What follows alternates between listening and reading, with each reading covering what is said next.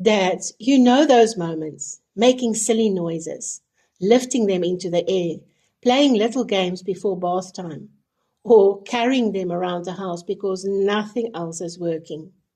You probably don't even realize it, but those moments matter so much because babies learn from feeling safe, feeling loved, feeling noticed.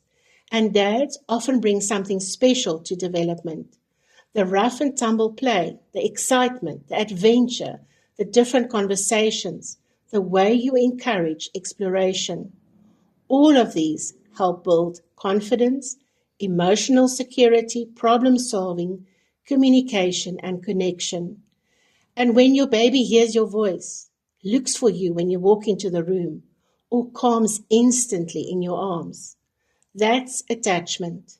That's brain development happening in real time.